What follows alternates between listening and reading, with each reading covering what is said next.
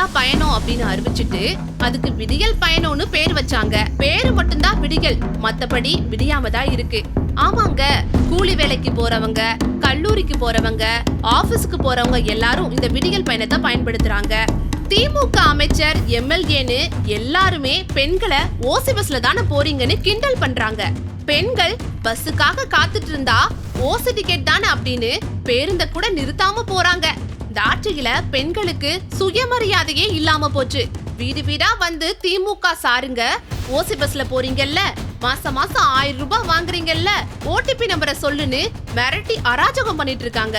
கிராமங்கள்ல இருக்க பெண்களின் பொருளாதார மேம்பாட்டிற்காக அதிமுக ஆட்சியில கறவை மாடுகள், ஆடுகள் வழங்குனாங்க. ஆனா இந்த திட்டத்தை திமுக அரசு அப்படியே முடக்கிடுச்சு. பால் விலைய குறைப்போன்னு சொன்னாங்க. ஆனா பால் பாக்கெட் கலரை மாத்தி பால்ல இருந்து கொழுப்ப திருடினாங்க. இஷ்டத்துக்கு பால் விலையை ஏத்துனாங்க. கேஸ் சிலிண்டருக்கு 100 ரூபாய் மானியம் வழங்கப்படும்னு உருட்டினாங்க.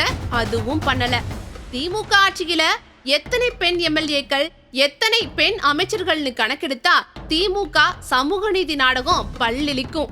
மகளிர் சுய உதவி குழுவினரின் நிலுவையில் உள்ள கூட்டுறவு வங்கி கடன்கள் தள்ளுபடி செய்யப்படும்னு அறிவிச்சாங்க. ஆனா பெண்களை மிரட்டி கடன் வசூல் செய்யற வேலைய செஞ்சிட்டு இருக்காங்க. கந்துவட்டி அளவுக்கு மகளிர் சுய உதவி குழுக்கள் மூலம் வழங்கப்பட்ட கடனை இப்போ தனியார் வங்கிகள் அராஜகமா வசூலித்து வராங்க. இந்த ஆட்சியில பெண்கள் குழந்தை பெத்துக்கிறதே வாழ்வா சாவா நிலைமையில தான் இருக்கு. தமிழ்நாட்டுல இருக்கிற மகப்பேறு மருத்துவமனைகள்ல போதிய மருத்துவர்களே இல்ல. இந்த லட்சணத்துல இவங்க கர்ப்பிணி பெண்களுக்கு வீடு தேடி மருத்துவ வசதி அளிப்போன்னு போன எலெக்ஷன்ல உருட்டாங்க. பாதுகாப்பா குழந்தை பெத்துக்கிட்டா கூட தாய் சேயின் ஊட்டச்சத்து என்பது கேள்விக்குறியாத்தான் இருக்கு. கர்ப்பிணி பெண்கள் மற்றும் குழந்தைகளின் ஊட்டச்சத்தை உறுதி செய்ய வேண்டிய அங்கன்வாடி மையங்கள்ல இன்றைய நிலைமை என்னன்னு தெரியுமா? பெரும்பான்மையான அங்கன்வாடி மையங்கள்ல ஊழியர்களே இல்ல. ஒரு ஊழியரே 4-5 அங்கன்வாடி மையங்களுக்கு பொறுப்பாளரா வேலை செய்ய வேண்டிய சூழல் இருக்கு. இதனால கர்ப்பிணி பெண்கள், பச்சிளம் குழந்தைகள் ஆகியோருக்கு முறையாக ஊட்டச்சத்து கிடைப்பதுல சிக்கல் ஏற்பட்டிருக்கு.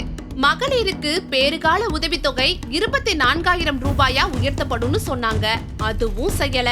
35 வயதிற்கு மேற்பட்ட திருமணமாகாத ஆதரவற்ற பெண்களுக்கு அரசு வேலை வழங்கப்படும் உருட்டினாங்க.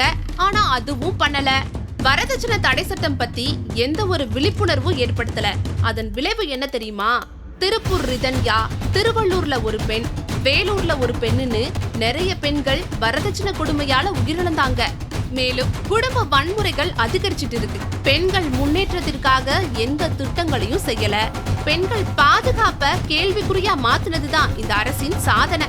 குழந்தை திருமணங்கள் சர்வ சாதாரணமா நடந்துட்டு இருக்கு. தமிழ்நாட்டை 1/4 நூற்றாண்டுகளுக்கு பின்னோக்கி எடுத்துட்டு போனதுதான் இந்த திமுக அரசின் சாதனையாவே இருக்கு. புத்தக பைகளை சுமந்து கொண்டு பள்ளிக்கூடம் செல்ல வேண்டிய பெண் பிள்ளைகள் இந்த ஆட்சியில கருவை சுமந்து கொண்டு பிரசவத்திற்காக மருத்துவமனைகளுக்கு போயிட்டு இருக்காங்க.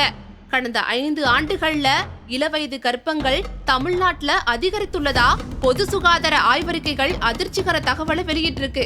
இந்த அரசுதான் பெண்களை பாதுகாக்கும் அரசா? ஸ்டாலின் ஆட்சி என்பது மகளிர் விரோத அரசு, மக்கள் விரோத அரசு.